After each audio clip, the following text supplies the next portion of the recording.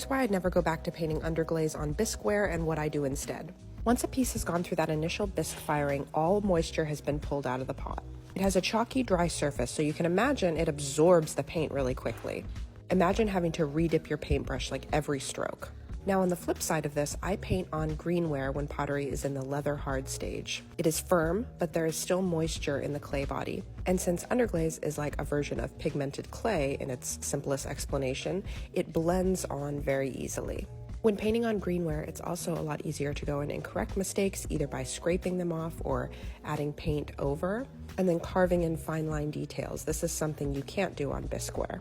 My experience applying underglaze to bisqueware is that it comes out a bit more of a color wash instead of these big saturated blocks of color like you see here.